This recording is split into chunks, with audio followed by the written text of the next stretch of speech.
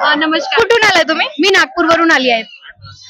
कोल्हापुरात आल्यानंतर ना मंदिरापर्यंत येताना काही त्रास झाला का तुम्हाला? नाही, मंदिरापर्यंत येताना काही त्रास नाही झाला. लोक रस्ते ट्रॅफिक जाम वगैरे कसं वाटतं? नाही, मी जवळच धर्मशाळेत थांबली आहे, तर लोकांनी सांगितलं इथे बरोबर मंदिरात कसं पोहोचायचं. फक्त ते दारामुळे कन्फ्युजन झालं की कुठे रांगेत लागायचं, कसं करायचं, अमुक दर्शन कुठून होते आणि डायरेक्ट दर्शन कुठून होते. तर ते काही असे नेम प्लेट्स नाही लागले ना, चिन्ह लागलेला पाहिजे की इथून जाताना तुम्हाला मुख दर्शन होतील. किंवा जसं मी शेगावला गेली आहे गजानन महाराजच्या मंदिरात, तिथे कसं बरोबर आहे व्यवस्था वगैरे, तिथे समजते की तुम्हाला इथून मुख दर्शन होते, इथून तुम्हाला डायरेक्ट दर्शन होते. इथे तसं काही नाही आहे, तर लोकांना कळते नाही. कुणी कुणी मधातूनही जाऊन रांगेत गेले मधातून, आणि आम्ही तिथे जात होतो तर आम्हाला नाही जाऊ दिलं त्यांनी.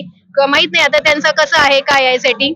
इथं जे काही अरेंजमेंट आहे त्याची फलक वगैरे लावायला पाहिजे तसं तुम्हाला. फलक वगैरे लावायला पाहिजे ना, तर लोकांना कळतील कुठून जायचं. आता जे लोक नेहमी येतात त्यांना कळतील, पण जे लोक फर्स्ट टाइम येतात त्यांना कसं कळणार आहे की कुठून जायचं, कसं जायचं. आणि मेन इथे 4 द्वार आहेत ना.